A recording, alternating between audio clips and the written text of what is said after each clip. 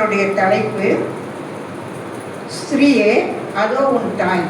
ஸ்திரீயே அதோ உன் தாய் தலைப்பு. இந்த நாளுடைய தலைப்பு யோவான் 19ஆம் அதிகாரம்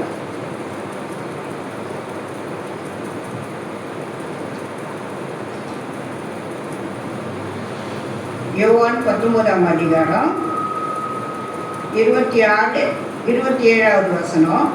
அப்பொழுது இயேசு தம்முடைய தாயையும் அருகே நின்ற தமக்கு அன்பாயிருந்த சீஷனையும் கண்டு தம்முடைய தாயை நோக்கி, ஸ்திரீயே அதோ உன் மகன் என்றார். பின்பு அந்த சீஷனை நோக்கி, அதோ உன் தாய் என்றார். அந்நேரம் முதல் அந்த சீஷன் அவனை தன்னிடமாய் ஏற்றுக்கொண்டான். அல்லேலூயா. தேவனுடைய வார்த்தை இருந்துன்னா இந்த இடத்துல இது சிலுவையின் வார்த்தையாக தான் இருக்கிறது. சிலுவையின் வார்த்தையில் இந்த வார்த்தை மூன்றாவது வார்த்தையில் என்ன சொல்றார் ஆண்டவர்னா, அன்பை குறித்து பேசுறார். இது அன்பு. அவருடைய சிலுவையில் அவர் போகும்பொழுது கூட அவர் என்ன பண்றாருன்னா, அன்பான காரியத்தை அவர் ஒவ்வொரு வார்த்தையும் சொல்லியிருப்பாரு. சிலுவையில முதல் வார்த்தை, இரண்டாம் வார்த்தை, அப்படியாய் பார்க்கும்போது இது மூன்றாவது வார்த்தை என்ன செய்யறாருன்னா, அவருக்குள்ள கொடுத்த அந்த கட்டளைகள், பிரமாணங்கள் எல்லாவற்றையும் அவர் தான் எல்லாவற்றுக்கும் முன்மாதிரியாய் வந்தார் இல்லையா ஆண்டவர். அப்போ ஆண்டவர் என்ன செய்யறாருன்னா, இதையும் அவர் முன்மாதிரியா செய்யறாருன்னு சொன்னாக்கா, அவர் காட்டின பாதையில தான் நாம நடக்க போறோன்றதை அவர் உணர்ந்து அந்த காரியத்தை என்ன செய்யறாருன்னா, அந்த இடத்துல கூட அவரை நம்பி இருந்த சீஷனையும் அவருடைய தாயையும் அவர் என்ன பண்றாருன்னா அடுத்தவர்கிட்ட ஒப்பு கொடுக்கிறார். ஏன்னா அவர் இன்னும் கொஞ்ச நேரங்கள்ல சிலுவையில மறிக்க போறதுனால அவர் என்ன பண்றாருனாக்கா, அந்த பொறுப்பையும் விட்டு போகக்கூடாது அப்படின்றதுக்காக அவர் என்ன செய்யறாருன்னா, அவருடைய தாயாரும் அந்த நண்பர்களே அந்த ஒரு ரொம்ப அதிகமாய் ஆண்டவரை நேசித்த அந்த சீஷனையும் அவர் என்ன பண்றாருனாக்கா ஒப்பு கொடுத்துட்டு போறாரு அடுத்தவங்கிட்ட பாதுகாக்க சொல்லி. நம்ம கூட தாய் தகப்பன வயசாயிட்டா கூட நம்ம எல்லாம் சில அசட்டைட் பண்றாங்க. அப்படியெல்லாம் நம்ம என்ன செய்யக்கூடாதுன்னா, அசட்டைட் பண்ணக்கூடாது. கூட பிறந்தவங்களா இருந்தாலும் சரி, தாய் தகப்பனா இருந்தாலும் சரி. அதுதான் ஆண்டவர் இங்க முன்மாதிரி வைக்கிறார். முன்மாதிரின்னு சொன்னாக்கா, அவர் செய்த அநேக காரியங்களில இதுவும் ஒரு சொந்த காரியத்துக்கான காரியம் இல்லையா. நம்முடைய சொந்த குடும்பத்துல உள்ளவங்களை தான் நம்ம என்ன செய்வோம், தாயா இருந்தாலும் யாரா இருந்தாலும் அதிகமாக நேசித்து அவங்களுக்கு நிறைய காரியங்களை செய்வோம் இல்லையா. அதனால இது அவருடைய சொந்த குடும்ப காரியம்.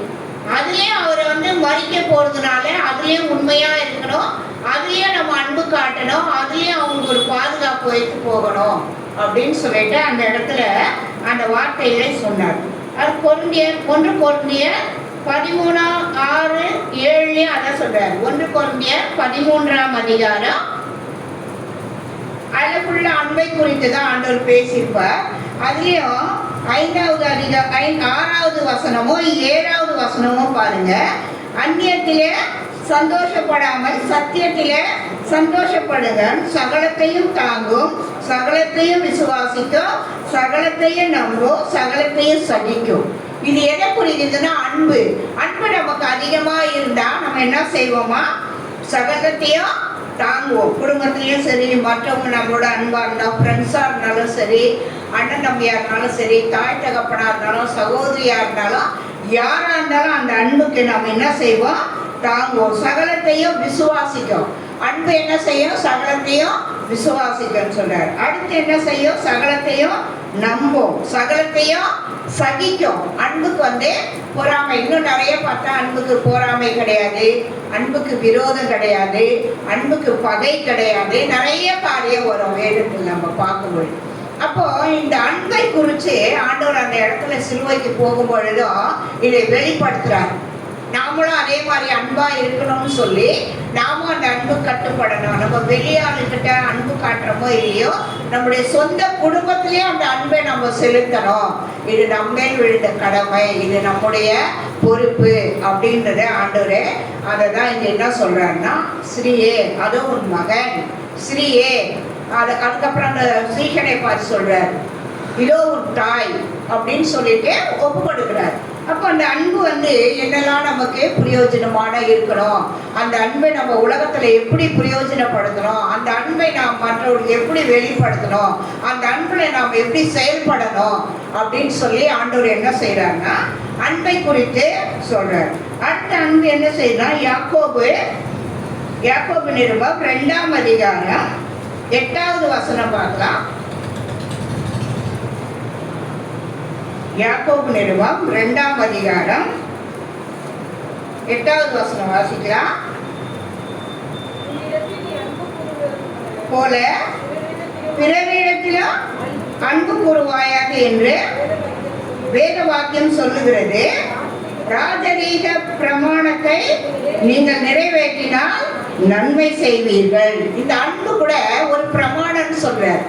என்ன சொல்றாருன்னா, இந்த அன்புல என்ன சொல்றாருன்னா, உன்னிடத்தில் நீ அன்பு கூறுவது போல பிறனிடத்திலும் அன்பு கூறுவாயாக. இப்போ நம்ம நல்ல சில காரியங்கள் எல்லாம் நம்ம அன்பா நேசிச்சோம்னா அதை ரொம்ப நம்ம வாஞ்சிப்போம், ரொம்ப அதை எதிர்பார்ப்போம். அது மாதிரி நீங்க மற்றவர்களிடத்திலும் அந்த அன்பை செலுத்துங்க, உண்மையான அன்பை செலுத்துங்க. அப்போ இதுதான் பிரமாணம். அப்போ இந்த கட்டளைகளில் அப்போ என்றார் இல்லையா, அந்த முதலில் கட்டளைகள் எல்லாம் 10 கட்டளைகளை மோசே மூலமா கொடுக்கும் பொழுது அந்த கட்டளைகளுக்கு அப்புறம் இயேசு கிறிஸ்து வந்த பிறகு இதை ஒரு கட்டளையா வைத்துட்டு போகிறார். அதான் அன்பு. அந்த அன்பை நம்ம என்ன செய்யணும்னா பாதுகாக்கிறது. அந்த அன்புக்குள்ள நம்ம தொடர்ந்து போகணும். அந்த அன்பை நம்ம மற்றவங்களுக்கு காட்டணும். அந்த அன்புல மற்றவங்களை நேசிக்கணும். அந்த அன்பு யாரா இருந்தாலும் சரி. சிலர் வசதியா இருந்தாதான் அன்பு காட்டுவாங்க, பணம் அவங்க கிட்ட அதிகமா இருந்தா அவங்களுக்கு பயந்து அன்பு காட்டுவாங்க. சிலர் வறுமையா இருந்தா அவங்க இடத்துல அன்பு காட்ட மாட்டாங்க. அப்படிலாம் ஆண்டவர் என்ன சொல்றேன்னா, அது மாதிரிலாம் இருக்கக்கூடாது. அன்புக்கு அந்த மாதிரி குணமும் இருக்காதுன்னு சொல்லிட்டாருங்க. அதான் அதுல சொன்னாங்க இல்லையா, பொருந்தியதுல சகலத்தையும் தாங்கும், சகலத்தையும் விசுவாசிக்கும், சகலத்திலையும் செயல்படும். அன்பு அப்படிதான். அந்த அன்பை இங்க அதனால்தான் சிலுவைக்கு போகும் பொழுது அந்த சொந்த உறவுகளுடைய அந்த அன்பு, அந்த பிரமாணம், அந்த வார்த்தைகளை நம்ம நிறைய வேதத்தை தியானிச்சோம்னா அந்த வார்த்தை எங்கெங்கேயோ போகுது அன்பை பத்தி பார்க்கும் பொழுது. அப்போ ஆண்டவரே இந்த அன்பை எல்லாம் சிலுவையிலேயே அதை முன்மொழிந்து விட்டார்.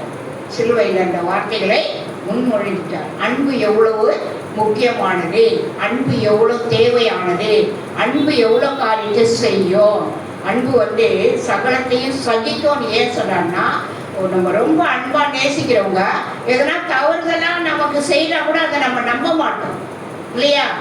அவன் தெரியாம செஞ்சுட்டான் என் ஃப்ரெண்ட்ஸ்ன்னு சொல்லுவோம். பிள்ளைங்களா தான் என் பிள்ளை தெரியாம செஞ்சிடுச்சு, அது தப்பு தான் தெரிஞ்சா கூட அதை மறைப்பாங்க. அன்பு என்ன பண்ண முடியும், அன்பு எல்லாத்தையும் தாங்கும். எல்லாத்தையும் தாங்கும். அன்புடைய காரியம் அதுதான். அதனால சிலுவையில சொல்ற அவங்க அம்மா அவங்க ஆண்டவர் அவங்கள இயேசு கிறிஸ்துவாக தான் அந்த அம்மாவை நியமிச்சாங்க.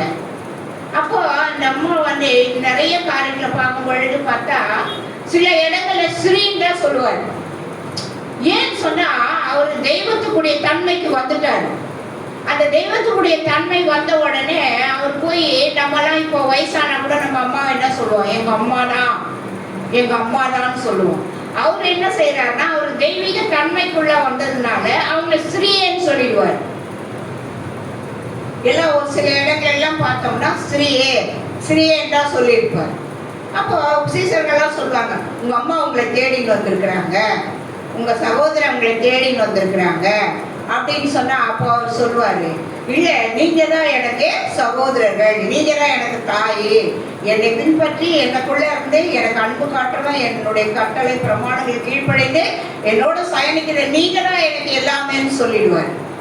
அப்போ அந்த இடத்துல அந்த அம்மாவை என்ன செய்யறாருன்னா, இவ்வளவு காலம் சிறியேன்னு சொன்னவரு சிலுவைக்கு போகும்பொழுது அந்த காரியத்தை கரெக்டா செய்யணும் இல்லையா. சில பிள்ளை அவங்க தாய், அவங்க நம்ம மகன், அவங்க தாயின்றத அந்த இடத்துல என்ன செய்யறாருன்னா அவர் பிரிச்சு சொல்றாரு, இதோ உங்க தாய், இதோ ஒண்ணு சகோதரன். அந்த சிஷனையும் கைவிட மாட்டாரு, அந்த தாயை கைவிடங்க அவர். அப்போ அந்த தாயை என்ன பண்றாரு, அவங்க கிட்ட ஒப்படைக்கிறார்.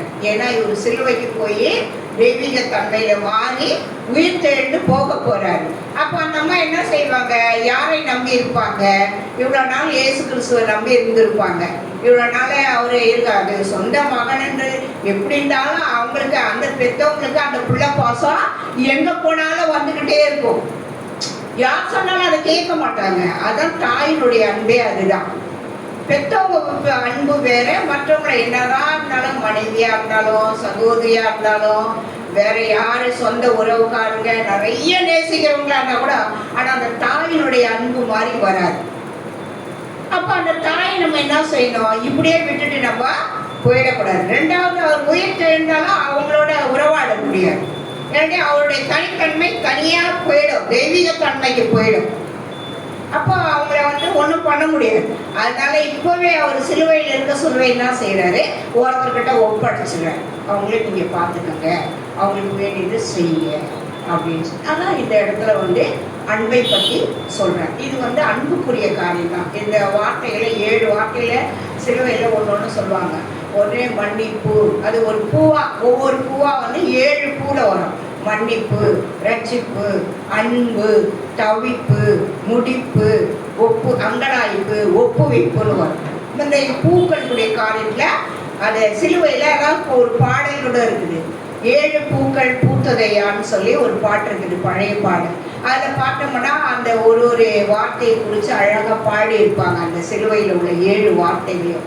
அந்த வார்த்தையில இது 3வது வார்த்தை அன்புன்னு சொல்ற வார்த்தை. அந்த அன்பு தான் ஆண்டவர் அதிகமாக செலுத்தி சொல்றார். 1 யோவான் 3ஆம் அதிகாரம்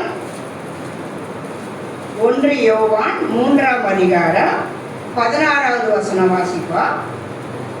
அவர் நம்முடைய ஜீவனை நமக்காக கொடுத்ததினாலே அன்பு இன்னதென்று அறிந்திருக்கிறோம்.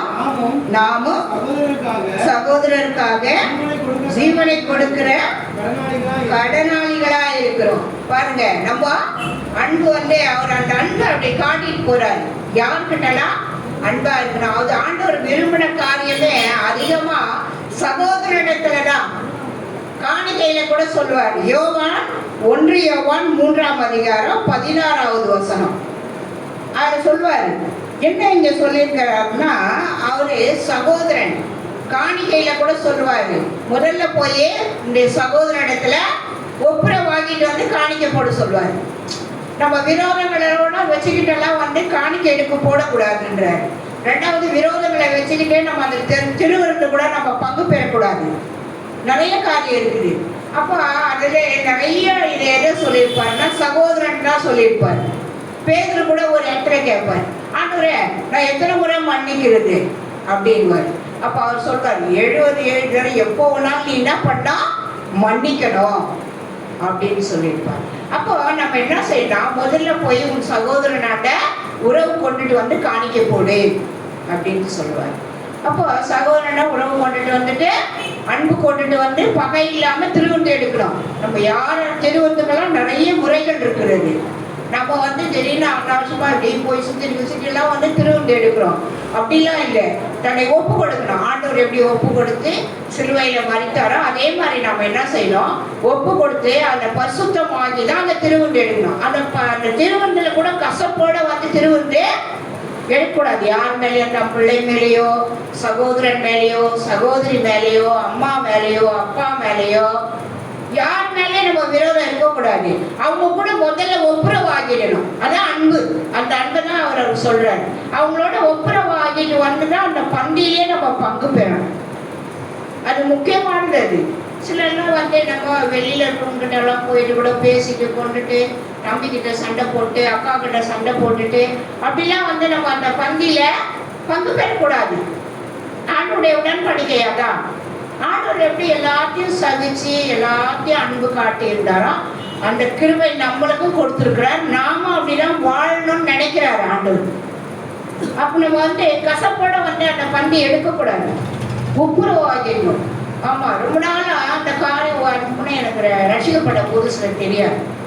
அதுக்கப்புறம் வேதம் வாசிக்க இந்த காரியத்தெல்லாம் அந்த உடன்படிக்கைனா என்ன, எப்படி திருவுண்டு எடுக்கணும், அந்த திருவுண்டில் எதை ஒப்பு கொடுக்கணும், அந்த திருவுண்டுக்கு எவ்வளோ பரிசுத்தம் அப்படின்னு சொல்லி நிறைய காரியங்களை தியானிக்கும் பொழுது ஒரு சில காரியங்களில் எங்கள் வீட்டில் அடிக்கடி எங்கள் அக்காங்க தான் ரொம்ப விரோதமான காரியங்களாக திடீர்னு பேசுவாங்க. அப்போ நான் என்ன பண்ணுவேன், அதெல்லாம் மறந்து ஆண்டவர் சொன்னார் இல்லையா அப்படின்னு சொல்லிட்டு நம்ம கசப்போட எடுக்கக்கூடாது அப்படின்னு சொல்லிட்டு அதுலேருந்து நான் என்ன செய்வேன், என்னையே யாருன்னா பேசினா கூட அதை நான் கண்டுக்கிறதே இல்லை, அன்பு காட்டி பேசுவேன். ஏன்னா ஆண்டவர் அப்படித்தானே இருக்க சொன்னார். நம்ம பண்டிகையில் பங்கு பெறுறவங்க நம்ம அந்த பண்டிகை தகுதியாக இருக்கணுமே அப்படின்னு சொல்லிட்டு எல்லாருக்கிட்டையும் சகிச்சமாக அன்பாகவே நடந்துக்க, எல்லாத்தையும் சகிக்கக்கூடிய தன்மையை கற்றுக்கொண்டேன் நான் ஆண்டவருடைய சமூகத்தில். அப்படி தான் எல்லாவற்றையும் சகிச்சு எல்லாவற்றையும் மன்னிக்க ஆரம்பிச்சேன். கொஞ்ச நாள் ஆன பிறகு எங்கள் சொந்தத்தில் கூட என்னை திட்டினாங்க, உனக்கு நீ எல்லாரோடையும் போய் உறவாடிடுவ, நீ எல்லார்கிட்டையும் பேசிப்ப அப்படின்னு. நான் ஒன்றும் சொல்லேன், அது அப்படிதான் ஆண்டவர் சொல்லிக்கிறாரு அப்படின்னு சொல்லிட்டு வந்துடும். இப்படிதான் உறவாடணும், அப்படிதான் கசப்பு இல்லாமல் இருக்கணும். ஏன்னா இந்த கசப்பெல்லாம் வச்சுக்கிட்டு விரோதங்களை வச்சுக்கிட்டு பாவங்களை வச்சுக்கிட்டு நம்ம பண்டிகையில் பங்கு பெறது நமக்கு வேஸ்ட். அந்த 11ஆம் அதிகாரம் ஃபுல்லாக வாசிக்கிறோம், எல்லாம் நம்ம தியானிக்கணும். எதுக்கு சொல்றாரு, ஏன் சொல்றாரு ஆண்டவரே, அது ஏன் வாசிக்க சொல்றாங்க, ஒவ்வொரு மாசமும் நம்ம வாசிக்கிறோம் இல்லையா, அந்த வார்த்தை நல்லா கொஞ்சம் வீட்டில் போய் இந்த நாட்களில் தியானிச்சு பாருங்க, திரும்ப திரும்ப வாசிட்டு ஜெபம் பண்ணி வாசித்து பாருங்க. ஆண்டவர் அதில் இருக்கிற எல்லா பரிசுத்தமான காரியத்திலும் கரெக்டாக சொல்லுவார். பரிசுத்தம் இல்லைன்னா இன்னும் நடக்கும்ன்றதும் இருக்கும், அதுலேயே நம்ம தியானிக்க போகிறோம். அப்போ ஆண்டவர் அதை அன்பை குறித்து அவ்வளவும் அந்த காரியங்களை வெளிப்படுத்துறார். 18வது வசனம் கூட சொல்றாரு, என் பிள்ளைகளே, அதுலேயே 1ஆம் அதிகாரம் 1 யோவான் 3:18 வசனத்தினாலும் நாவினாலும் அல்ல கிரியையினாலும் உண்மையிலும் அன்பு கூற கடவோ. அவர் என்ன சொல்றாரு, வசனத்தை வாசிச்சுட்டு வசனத்துக்கு கீழ்ப்படினு அன்பை விட்டுறக்கூடாதுன்ற. அப்புறம் அதுக்கப்புறம் சொல்றாரு, கிரியையினாலும் நாவினாலும் அல்ல. சும்மா உலகத்துல உறவு வச்சுக்கிட்டு சிலர் உறவாடுறாங்கன்னு சொல்லுவாங்களே, அது மாதிரி இருக்கக்கூடாது அப்படின்றார். அடுத்து என்ன சொல்றாரு, கிரியையினாலும் உண்மையினாலும் அன்பு கூறணுன்றார். இப்போ ஒருத்தருக்கு உதவி செய்யணும்னா அன்பா செய்யணும், அதான் கிரியை. அவங்க உங்களை அதிக பேசியிருப்பாங்க செய்திருப்பாங்க, அதை நம்ம விட்டுடணும். விட்டுட்டு அவங்க ஏதாவது எனக்கு உதவி செய்யணும், உங்கள் அப்பா அப்படி செய்யறாங்களே இவங்களுக்கே நம்ம உதவி செய்யணும் அப்படின்னு நினைக்கக்கூடாது. அதுதான் கிரியைன்னு சொன்னா. அப்போ சரி, நம்ம அவங்க கேட்கும் போது அந்த உதவியை செய்யணும், அப்படிதான் செய்ய சொல்றாரு ஆண்டவர். அதான் என்ன சொல்றாருனாக்கா, கிரியைனாலும் உண்மையினாலும் அன்பு கூற கடவோம். அப்போ இந்த அன்புக்குள்ள நாமளும் தம்மை ஒப்பு கொடுத்து ஆண்டவருக்குள்ள இந்த அன்பை செலுத்தி, ஆண்டவர் எப்படி அன்பா இருந்தாரோ, ஆண்டவர் என்ன கட்டளைகள் பிரமாணங்கள் எல்லாம் சொன்னாரோ அதை நாம் கை கொள்ளணும். இதுதான் தேவனுடைய வார்த்தை. தேவன் இதை ஆசீர்வதிப்பாராக. சோத்திரம் ஆண்டவரை கேட்டுக்கொண்டிருக்கிற அத்தனை மக்களுக்காக செபிக்கிறோம், விசுவாச பிள்ளைகளுக்காக செபிக்கிறோம். கர்த்தர் நீர் எங்களோடு எவ்வளோ அன்பாக இருந்தீரோ, உங்களுடைய அன்பிலே நாங்கள் நினைத்திருக்க, உங்களுடைய அன்பிலே கனி கொடுக்க, உங்களுடைய அன்பிலே நாங்கள் ஆண்டவரே உடைய வருகை மட்டும் ஆயத்தம் உள்ளவர்களாக இருக்க தேவன் எங்களுக்கு கிருபை பாராட்டும்படியாக செபிக்கிறேன். இயேசுவின் நாமத்தில் ஜெபிக்கிறோம் பிதாவே, ஆமென்.